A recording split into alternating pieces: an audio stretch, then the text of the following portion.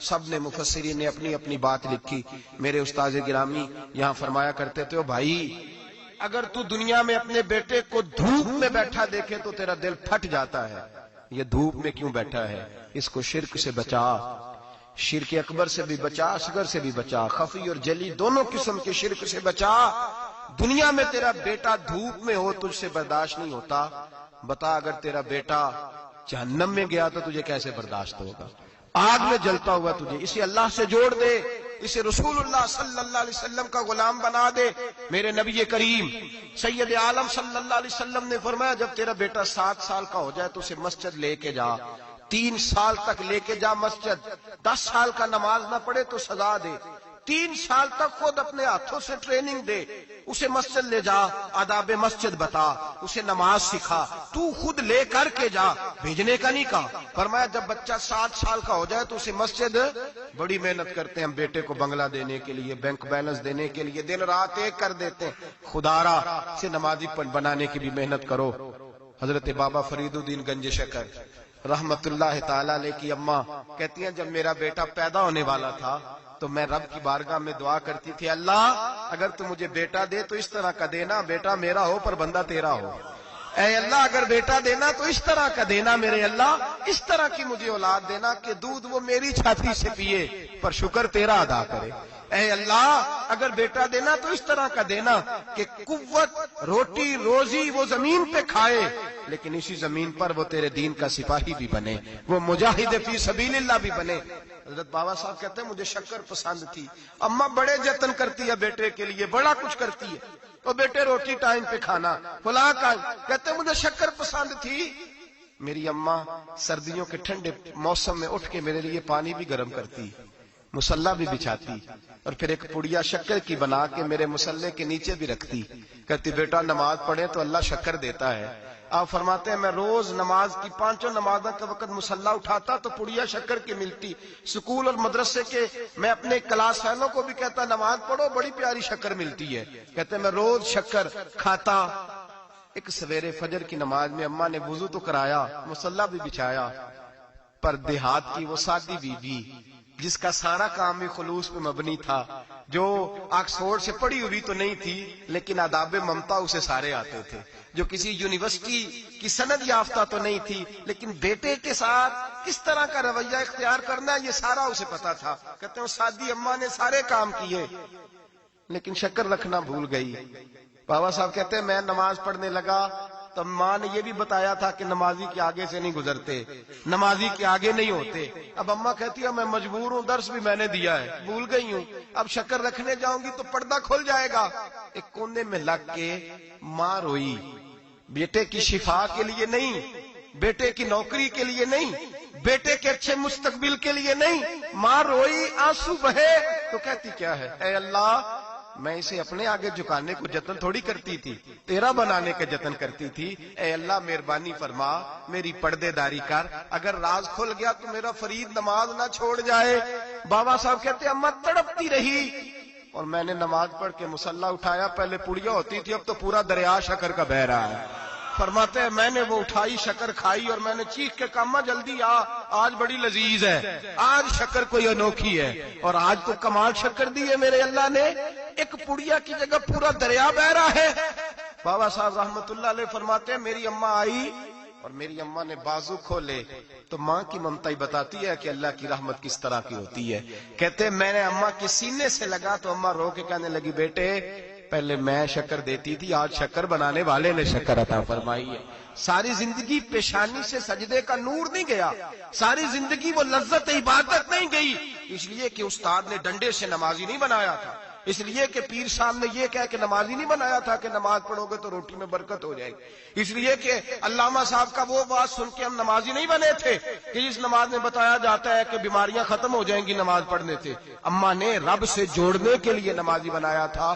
ساری زندگی بابا صاحب کہتے رہے اٹھ فریدا ستیا چاڑو دے مسیت، چل ہن اٹھ فریدا ستیا چاڑو دے مسیت، او تو ستا ہے رب جاگدا، تیری ڈاڈے نال پرید، ساری زندگی نماز کا، نماز کی ٹریننگ دینا، اپنے بچوں کو اپنے رب سے جوڑنا، اپنے بچوں کو اللہ کے ساتھ ان کا تعلق بنانا، ان کو رب والا بنانا، انہیں رسول پاک کا غلام بنانا، یہ ڈیوٹی ہے ماں باپ کی۔ ایک بہت بڑے محدث ہیں، اتنے بڑے محدث ہیں کہ میرے نبی کریم کی مسجد نبوی میں وہ حدیث کے استاد رہے، حضرت ربیعہ بن عبد الرحمن نبی پاک کی مسجد نبوی میں حدیث کے استاد ہوئے، اور حضرت حسن بصری جو جناب علی کے شاگرد ہیں وہ بھی حضرت ربیعہ کے شاگرد ہوئے، حضرت امام مالک جو 70 سال تک مدینہ اور مکہ میں حدیث پڑھاتے رہے وہ بھی حضرت ربیعہ کے شاگرد ہیں۔ ان کے والد کا نام تھا عبد الرحمن فروغ۔ تاریخ بغداد میں لکھا ہے کہ بنو امیہ کے دور میں تابعین کے زمانے میں جناب عبد الرحمن بن فروغ گھر سے چلے گئے۔ ایک روایت ہے بچہ چھوٹا تھا، ایک روایت ہے بچہ ابھی ماں کے پیٹ میں تھا، جہاد کرنے چلے گئے۔ اس دور میں یہ جہاد ہوتا تھا کہ ایک علاقہ فتح کیا تو مسلمان اگلے علاقے میں چلے گئے، اگلا فتح کیا تو اگلے علاقے، ایک کے بعد دوسرے لوگ پلٹ کے نہیں آتے تھے۔ حضرت عبد الرحمن گئے 30,000 دینار بیوی کو دے گئے، کہنے لگے سنبھال کے رکھنا، اور جہاد کرنے نکلے تو 27 سال تک گھر ہی نہیں آئے، اور 27 سال کے بعد آئے تو حضرت ربیعہ محدث بن چکے ہیں، مسجد نبوی میں حدیث کے استاد ہیں، بیٹا بہت بڑا شیخ بن گیا۔ واپس آئے، ہاتھ میں نیزہ ہے، کالی داڑھی تھی ساری سفید ہو گئی، وجود بڑا تگڑا تھا، کمزوری آ گئی۔ آئے، نیزہ پکڑا ہوا ہے، گھوڑے پہ بیٹھے ہیں، مدینہ منورہ میں گھر ہے، دروازے پہ دستک دی، حضرت ربیعہ نے دروازہ کھولا، اندر داخل ہونے لگے تو کہنے لگے بابا تو کدھر گھستا آ رہا ہے؟ کدھر؟ اس نے کہا تو پیچھے ہٹ، تو میرے مکان پہ کب سے قبضہ کر کے بیٹھا ہے۔ بات تیز ہونے لگی، آواز تھوڑی بزرگوں کی بلند ہونے لگی تو اندر سے زوجہ نے سن لیا، وہ دروازے کی اوٹ سے دیکھنے لگی تو پہچان گئی، کہنے لگی ربیعہ پیچھے ہٹ جا، یہ کوئی غیر نہیں ہے، تیرے والد گرامی ہے، یہ تیرے والد ہیں۔ اندر آئے، باپ بیٹا ملے، عصر کی نماز کا وقت ہو گیا، بڑا روئے، 27 سال کے بعد باپ لوٹا، 27 سال کے بعد بڑے روئے۔ نماز کا وقت ہوا تو حضرت ربیعہ جلدی سے وضو کیا، مسجد نبوی شریف چلے گئے۔ جناب عبد الرحمن فروغ نے ابھی کھانا وانا کھانا تھا، کھانا کھانے بیٹھے تو حکم دیکھے شوہر کیا کرتا ہے، یہ نہیں پوچھا کہ 27 سال حال کیا رہا، پوچھنے لگے میں تجھے 30,000 دینار دے گیا تھا، وہ کدھر ہے؟ تو زوجہ کہنے لگی کھانا کھا لو، عصر کی نماز پڑھ کے آؤ، پھر بتاتی ہوں پیسے کہاں ہیں، آپ کی رقم بڑی اچھی جگہ پہ محفوظ ہے۔ کہتے میں نماز پڑھنے مسجد گیا، عصر کی نماز کے بعد میرے نبی پاک کے منبر پر ایک نوجوان بیٹھا ہے، گھر میں تو ان کا انداز ٹوپی پہننے کا تھا نا، سادے عام لباس میں، مسجد نبی میں جبہ پہنا ہے، سر پہ امامہ ہے، خوبصورت لب و لہجے میں رسول اللہ کے منبر پر بیٹھ کر، نبی پاک کے منبر پر بیٹھ کر، پتہ نہیں آپ کو اس بات کی لذت نصیب ہو رہی ہے کہ نہیں، عام جگہ نہیں، نبی پاک کے حضور کے منبر پر بیٹھ کر نبی پاک کی حدیثیں سنا رہے ہیں، اتنا بڑا مقدر۔ کہتے ہیں حضرت امام مالک جیسے لوگ، خواجہ حسن بصری جیسے لوگ کاغذ قلم لے کے حدیثوں کی سماعت کر رہے ہیں، ان سے درس لے رہے ہیں۔ جناب عبد الرحمن کہتے ہیں میری نظر اٹھی، کچھ بوڑھا ہو گیا تھا، کچھ اس وقت وہ ٹوپی میں سادے لباس میں تھے، پہچان نہ پایا۔ ایک شخص سے پوچھا یار ہے تو جوان پر اس کے چہرے کی نورانیت میرے دل کو بھا گئی ہے تو جوان پر اس کا حدیثیں بیان کرنے کا انداز میری طبیعت کو گھائل کر گیا، یہ کون ہے جو نبی پاک کی مسجد میں بیٹھ کے حدیثیں بیان کر رہا ہے؟ تو کہتے ہیں امام مالک کہنے لگے بابا جی چپ کر جاؤ، ہمارے استاد کے بارے میں اونچے لب و لہجے میں بات نہ کرنا، دیکھتے نہیں کتنے کتنے لوگ بیٹھے ہوئے خاموشی سے۔ تو میں نے کہا مجھے بھی تو بتا دو نا ہے کون؟ تو کہنے لگے کوئی عبد الرحمن فروغ نام کے بزرگ ہیں، یہ ان کے بیٹے ہیں، ربیعہ نام ہے۔ کہتے ہیں جب لفظ کہے تو میرے آنسو چھلک کے باہر آئے اور میں حضور کی مسجد میں گر گیا اور رونے لگا کہ یہاں اور میرے رسول پاک سید عالم صلی اللہ علیہ وسلم کے منبر پر اور میرا بیٹا۔ کہتے ہیں میں تڑپ کے گھر گیا اور گھر جا کے میں نے اپنی بیوی کو جب دیکھا تو میرے آنسو نکل گئے۔ میری بیوی سمجھ گئی کہ یہ میرے محدث بیٹے کو دیکھ آیا ہے۔ کہتے ہیں بیوی رو کے کہنے لگی میں نے آپ کے 30,000 دینار آپ کے بیٹے کو مصطفیٰ کریم کی حدیث کا استاد بنانے میں خرچ کر دیے، میں نے وہ 30,000 دینار خرچ کر دیے، 30,000 دینار آپ کا بیٹا میں نے۔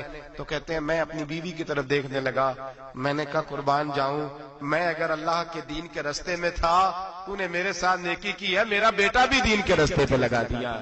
میرے بھائی اللہ سے جوڑا ان لوگوں نے اپنی اولاد